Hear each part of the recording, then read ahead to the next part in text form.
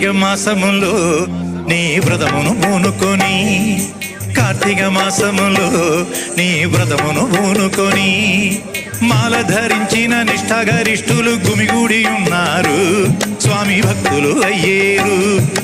మాల ధరించిన నిష్ఠాగరిష్ఠులు గుమిగూడి ఉన్నారు, స్వామి భక్తులు అయ్యేరు. స్వామియే అయ్యప్ప, స్వామియే